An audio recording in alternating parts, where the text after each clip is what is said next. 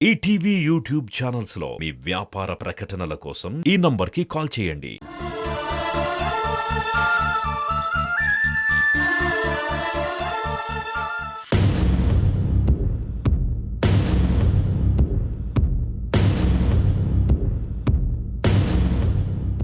ఆ సరస్వతి నుంచి కాల్ రాగానే అన్నయ్య దెబ్బకింట్లోంచి పరిగెట్టాడు. మళ్ళీ అక్కడ ఏం బాంబు పేలిందో ఏంటో, నా మొహం మండ.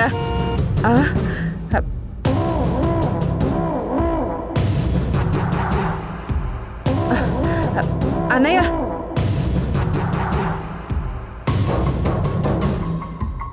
వదినేముంది? అలాగే ఆ టెండర్ చెడిపోవడానికి కారణం ఎవరో తెలిసిందా? అన్నయ్య, అడుగుతుంటే మాట్లాడవేంటి? ఇంత గడ్డి పెట్టింది నీకు కూడా పెట్టనా? అదేంట్రా అన్నయ్య, కష్టం పంచుకుందామని వస్తే నా మీద కయ్యా అని అరుస్తున్నావు, నా మొహం మండ. ఒరే అల్లుడు, అన్నయ్య బద్దలేని అగ్నిపర్వతంలా ఉన్నాడు. దగ్గరికి వెళ్తే బొగ్గైపోయేలా ఉన్నాను. నువ్వైనా అక్కడ ఏం జరిగిందో చెప్పరా?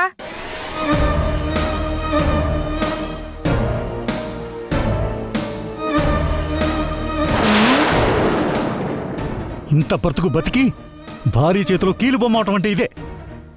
వీలైనంత తొందరగా ఆ వాయిస్ రికార్డ్ని సరస్వతి దగ్గర లేకుండా చేయాలి. కానీ అంతా తెలిసిన కార్తీక్ మనల్ని ఈజీగా అలా వదిలేస్తాడా డాడ్? వదలరా. అలా అని నా కుట్టను కూడా బయట పెట్టలేడు. ఎందుకంటే వాడికి ఫ్యామిలీ పరువు చాలా ముఖ్యం కాబట్టి. వాడి వీక్నెస్సే మన స్ట్రెంగ్త్. మరి ఇప్పుడు ఏం చేద్దాం డాడ్? ఇంట్లో ఉన్న వీణని కంట్రోల్ చేస్తున్నట్టుగానే బయట ఉన్న సరస్వతి నుంచి కూడా ప్రమాదం రాకుండా చూసుకోవాలి. బట్ ఇదంత ఈజీ కాదు.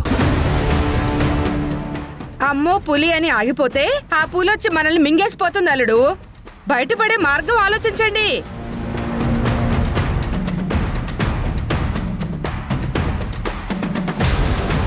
పిచ్చెక్కిపోతుంది. ప్రతిరోజు ఏదో ట్విస్ట్ ఉంటుంది ఇంట్లో. ఆ ఆఫీసర్ని ఎలా ఆపాలో తెలియకముందే వాయిస్ రికార్డ్ బాంబు పేలిపోయింది. ఈ టెన్షన్ కి నీకు హార్ట్ అటాక్ ఏమైనా వస్తుందేమో అన్నయ్య. నోర్మే, ఇలాంటి అపశకునాలు చెప్తావు గానీ వాళ్ళని కట్టడి చేసే ఉపాయాలు మాత్రం చెప్పవు. అన్నయ్య, ఐడియా వచ్చింది. చెప్పు.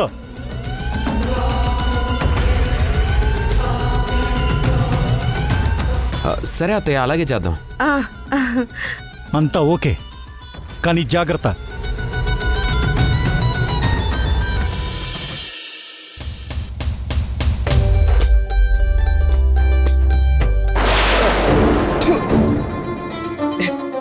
ఎవరు చేశారు ఈ కూర? వీణ చేసింది బామ్మ. ఏమైంది బామ్మ? అనుకున్నా. ఉదయాన్నే ఆఫీస్ పని గురించి 2 మాటలు అనేసరికి అదంతా మనసులో పెట్టుకుని ఉప్పెక్కి వేసి తినకుండా చేసింది. అయ్యో బామ్మ, నేను తక్కువగానే వేశాను. అంటే మా అమ్మ నువ్వంటే ఓరవలేక నీ మీద కక్షతో చెప్తుందా? భాగ్యం, ఏదో పొరపాటున కొంచెం ఎక్కువ ఉప్పు పడుంటుంది. దానికే రాద్ధాంతం చేయాలా?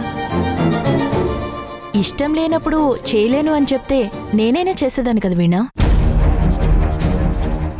బామ్మా, ఇప్పుడేమైందని ఆ కూర వదిలేసి వేరే తినొచ్చు కదా? సరేరా, వేరే కూర వేసుకుంటా. మరి భర్త భోజనానికి రాలేదు, వెళ్ళి పిలవాలి, వచ్చాక కలిసి భోజనం చెయ్యాలి అనే చిన్న ఇంగిత జ్ఞానం లేదా దానికి?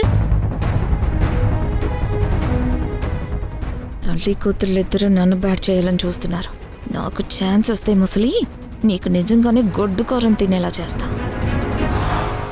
అత్తయ్య, కోప్పడకండి. వీణా, వెళ్ళి రిషిని భోజనానికి పిలు. అలా చూస్తూ నిలబడతావేంటి? వెళ్తాను పిన్ని.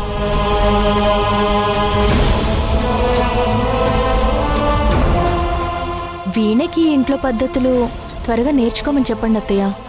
ప్రతిసారి పిన్ని వాళ్ళతో చెప్పించుకోవడం తనకు కూడా కష్టంగా ఉంటుంది కదా.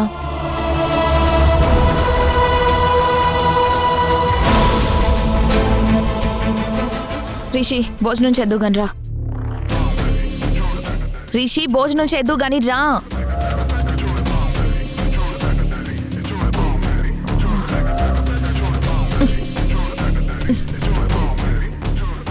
ఏంటి?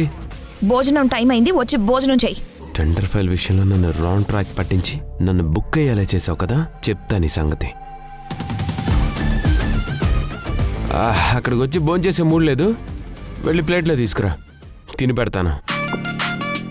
అక్కడ బామ్మ వాళ్ళు నీకోసం చూస్తున్నారు. వాళ్ళు పిలవటం కాదు, ఇక్కడికి ప్లేట్ తీసుకురావడానికి నీకు ఈగో అడ్డొస్తుందని చెప్పు, అంతేగా? నేను చెప్పానా? అయినా నా భార్యగా నువ్వు నాకు సేవలు చేయాలి. అది రూల్ కదా వీణా. వెళ్ళి తీసుకురాపో. ఓ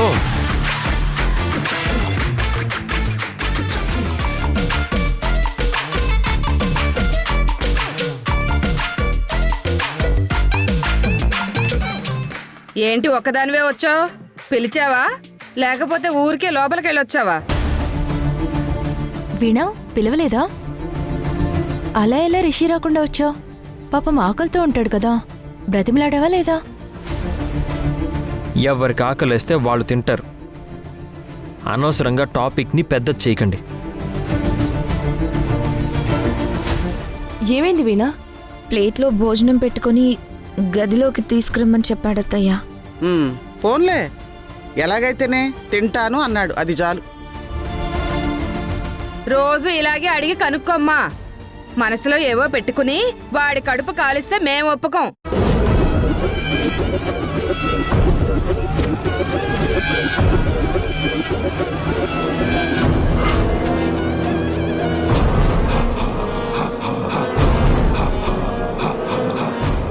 నాకు అన్నం సహించట్లేదురా. ఎవరిని ఎక్కడ పెట్టాలో అక్కడ పెట్టాలని భాగ్యవంత సూపర్గా చెప్పింది. ముందే తెలుసుంటే వీణని బాగా టార్చర్ పెట్టేవాణ్ణి.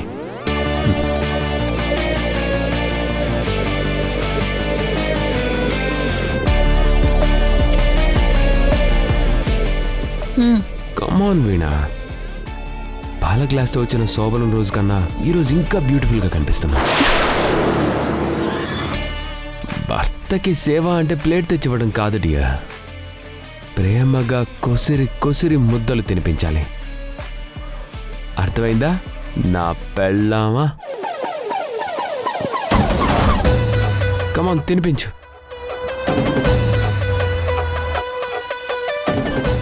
మొన్న మోజు పడితే కోర్టు కేసు అన్నావు,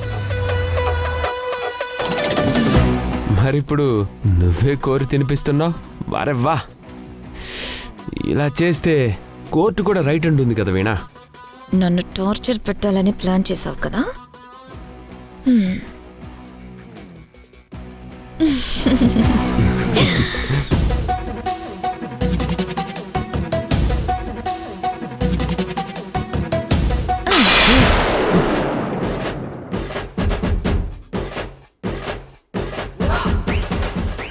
నీకేమన్నా మెంటలా?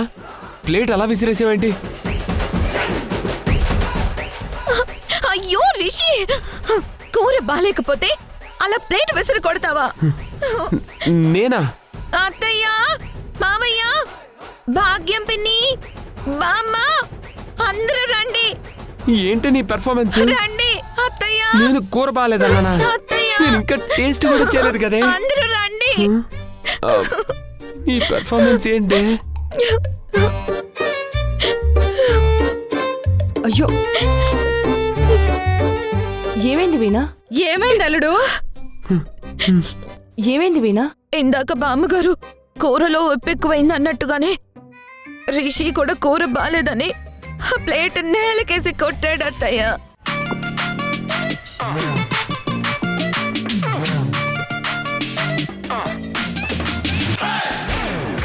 రేయ్, నీ యాటిట్యూడు తినే అన్నం మీద చూపించడం కరెక్ట్ కాదు. కళ్ళు పోతాయిరా.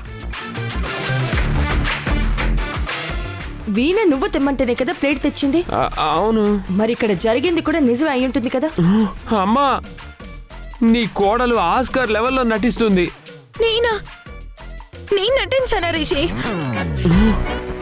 ఒక్క ముద్ద అలా ప్రేమగా తినిపించానో లేదు, నా మీదున్న కోపం అంతా అన్నం మీద చూపించాడు అత్తయ్య. నువ్వు తినిపించావా? రిషి అలా చేయడే. నా నమ్మకం కూడా అదే వేదా. వేణే అల్లుడిని అమాయకుడిని చేసి ప్లేట్ డ్రామా ఆడుతుందని నాకు అనిపిస్తుంది. హలో, నువ్వు జడ్జిమెంట్లు ఇవ్వకు. జరిగిందేంటో కళ్ళ ముందు కనిపిస్తుంది కదా. అనిపించింది చెప్పాను. నీకంత కష్టంగా ఉంటే వినకు. ఇదంతా వీణ ఆడుతున్న డ్రామా డాడ్. చాలే ఆపు రిషి. మేమంతా తిన్న కూర నీకు మాత్రమే బాలేకుండా అయిందా?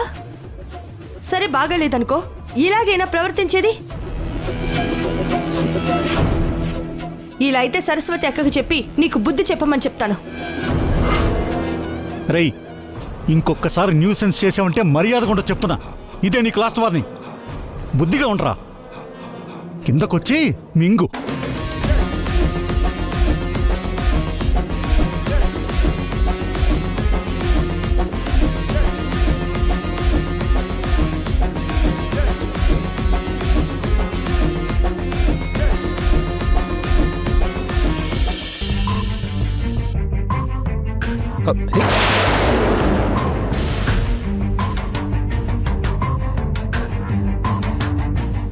ఏ కళ్ళు కనపడవా? అవును, ఇప్పుడేంటి? ఎందుకు గదిలోకి వచ్చావు? ఫీల్ అవ్వకు, నీకోసం కాదులే.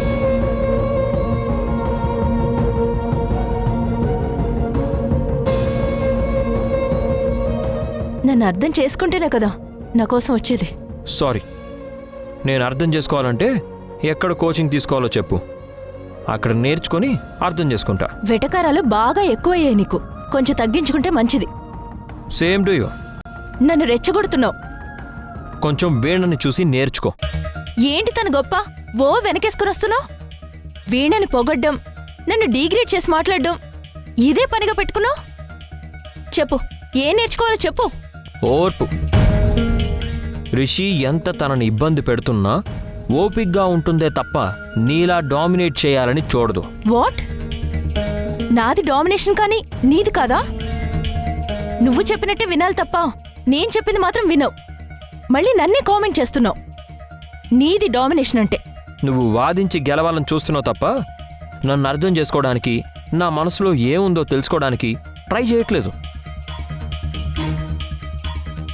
సో నీతో మాట్లాడడం నాది తప్పు. నిన్ను పెళ్లి చేసుకోవడం నాది తప్పు.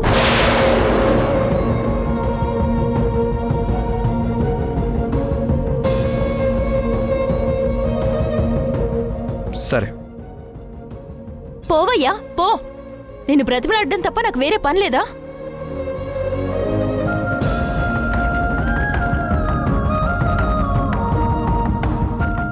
దొంగ సచ్చినోడు ఎంత బెదిరించినా దారిలోకి రావట్లేదు. చూస్తాను ఎన్ని రోజులు ఇలాగే ఉంటాడో చూస్తాను. నేను చేసిన దానికి ఆ ఈడియట్ ఎలాంటి ఎత్తులు వేసి రివెంజ్ తీర్చుకుంటాడో ఏంటో.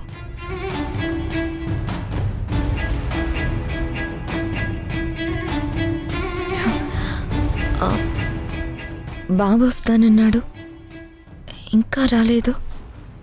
ఏ పనిలో ఉన్నాడో ఏంటో. కంపెనీ చైర్మన్ ఎక్కడ? బయటికి రమ్మనండి. Where is the chairman?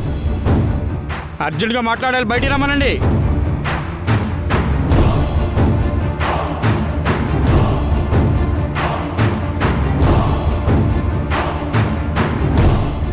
మీరెవరో తెలుసుకోవచ్చా?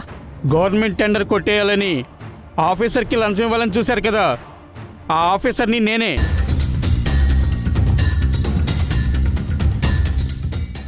సారీ సార్, అదెవరు చేశారో నిజంగా మాకు తెలీదు.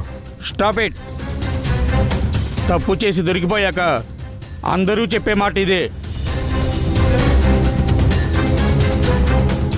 లంచాలిచ్చి టెండర్లు తెచ్చుకునే మీలాంటి కంపెనీలో తప్పకుండా నాసిరకం మెటీరియల్ని సప్లై చేస్తారని నేను గెస్ చేయగలను. అందుకే చెకింగ్కి వచ్చాను. మొన్నే క్వాలిటీ ఇన్స్పెక్టర్స్ వాళ్ళు వచ్చి చెక్ చేసి A1 క్వాలిటీ అని రిపోర్ట్ కూడా ఇచ్చి వెళ్ళారు. మేనేజర్, ఆ రిపోర్ట్ అర్జెంటుగా తెచ్చివ్వు. అలాగే సార్. హలో, ఎవరు ఎక్కడికి కదలొద్దు. It's my order. నిజం చెప్తున్నాం సార్, మా కంపెనీ క్వాలిటీ మీద నడిచే కంపెనీ, కానీ లంచాలేరేసి టెండర్లు తెచ్చుకునే కర్మ మా కంపెనీకి రాదు, రాబోదు కూడా సార్. నో, దొరకనంత వరకు దొంగ కూడా దొరే మేడం. క్వాలిటీ చెక్ చేశాకే మీరు దొంగలో దొరలో నేను తెలుస్తాను.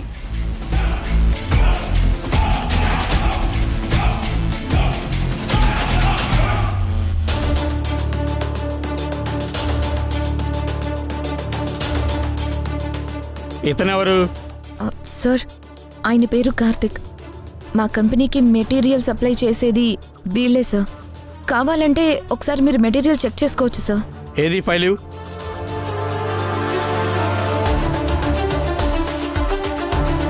ఇదిగోండి సార్.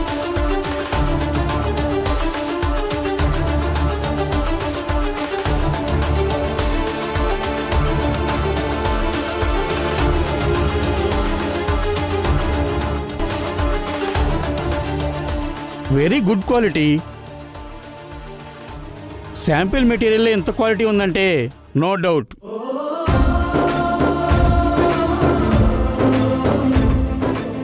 తప్పకుండా మీరు క్వాలిటీ ప్రోడక్టే ఇస్తుంటారు.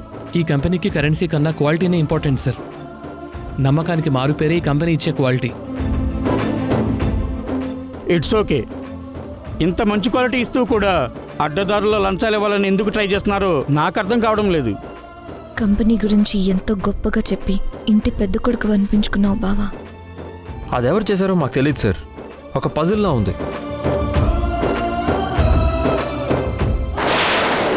ఇదిగో ఇతనే నిన్న మనీని అమ్మాయిని తీసుకొచ్చింది.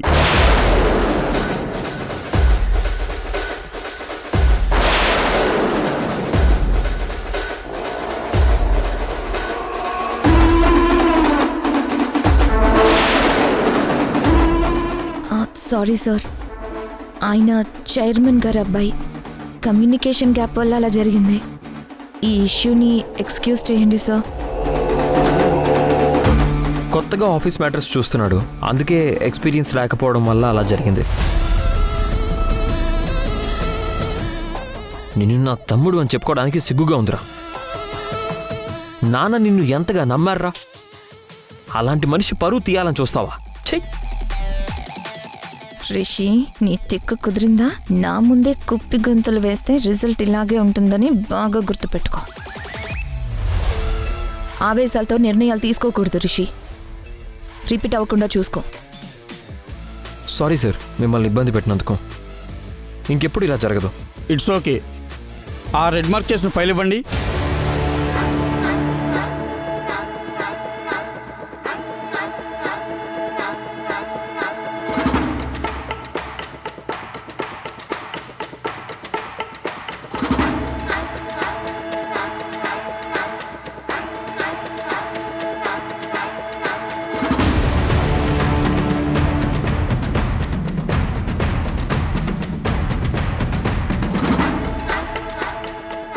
మీ క్వాలిటీ, మీ బిహేవియర్ నాకు నచ్చింది.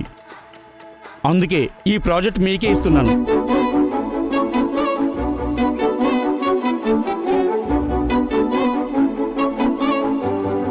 All the best. Thank you sir. వెళ్ళొస్తాను. ఓకే.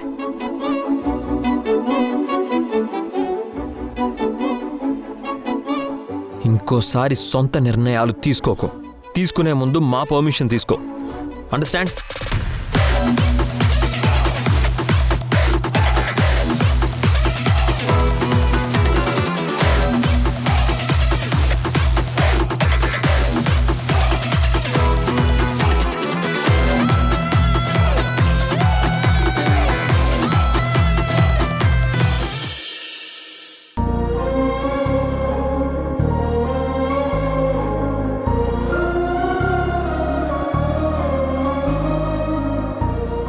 శ్రీ ఏంటి ఇంత టైం అవుతున్నా ఇంకా ఇంటికి రాలేదు?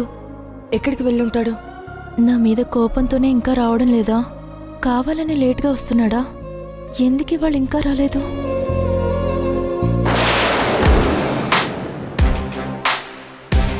కావాలని అందరి ముందు నన్ను ఫూల్ చేసావు కదా? నిన్నొకరు ఫూల్ చేయాల్సిన అవసరం లేదనుకుంటా. అంటే ఏంటి నీ ఉద్దేశం? నీకు తెలుసు. నువ్వు చాలా ఎక్కువ చేస్తున్నావు వీణా. నువ్వేంటో నీకు గుర్తు చేస్తున్నాను రిషి. నేను నిన్ను వదిలిపెట్టను. నువ్వు నన్నేమీ చేయలేవని నేను చాలాసార్లు ప్రూవ్ చేశాను. ఇంకా నీకు నమ్మకం కలగలేదనుకుంటే నీ టాలెంట్ని నిరూపించుకో. నన్ను గెలవడానికి ట్రై చేయి.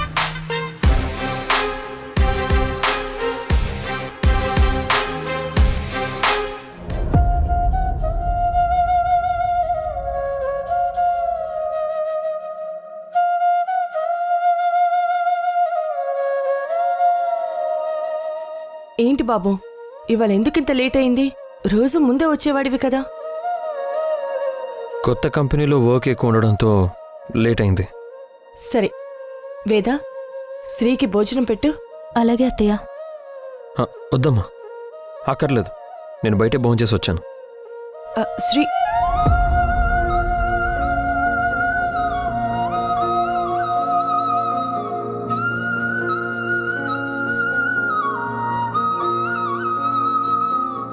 ఏంటి వేద, ఇద్దరు మళ్ళీ ఏమైనా గొడవ పడ్డారా? మేం గొడవ పడకపోతే ఆశ్చర్యపోవాలత్తయ్య. వేద, నాకెందుకో శ్రీ అబద్ధం చెప్తున్నాడని అనుమానంగా ఉంది. నిజంగా తిన్నాడో లేదో కనుక్కో. అలాగే అత్తయ్య.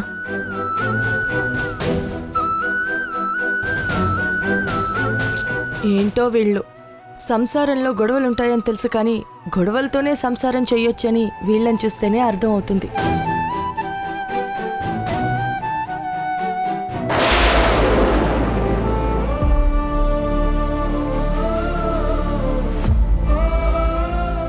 ఈ మధ్య నా పెళ్ళాం తెలివితేటలు బాగా ముదురుతున్నాయి. మనమే దాని తోక కత్తిరించాలి. ఏం చేయాలి? ఎలా తనకి చొరకంటించాలి? ఐడియా. మందు తాగినట్టు బిల్డప్ ఇచ్చి మత్తుగా కైపుగా బిల్డప్ ఇస్తే ఫుల్లుగా తాగేసున్నాడు, ఆ మత్తులో ఏమైనా చేస్తాడు, వీడితో మనకెందుకులే అని భయంతో వణికిపోతుంది. ఎస్, వేదకి బుద్ధి చెప్పాలంటే ఇదే కరెక్ట్.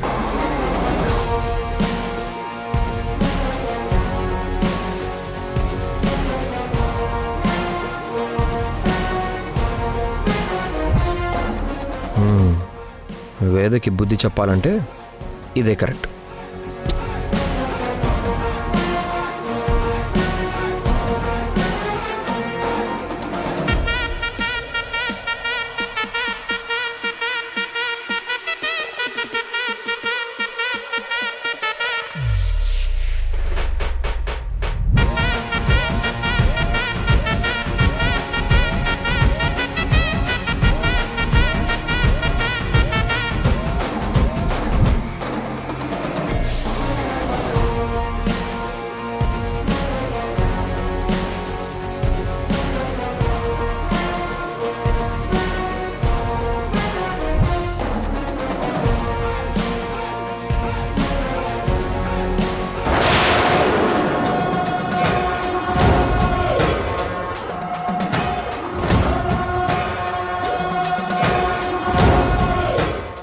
అమ్మా వీణా, మీ హనీమూన్ కోసమని ఏర్పాట్లు చేశాను. ఇవాళే మీ ప్రయాణం. లగేజ్ సర్దుకొని రెడీ అవ్వండి.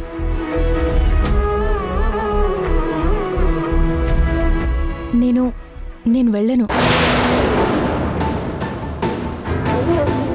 ఎందుకు వేదా, ఎందుకు హనీమూన్కి వెళ్ళను అంటున్నావు? అవన్నీ మీకు చెప్పలేను అత్తయ్య. నా రీజన్స్ నాకున్నాయి. వాళ్ళు రాకపోతే నేను కూడా వెళ్ళను.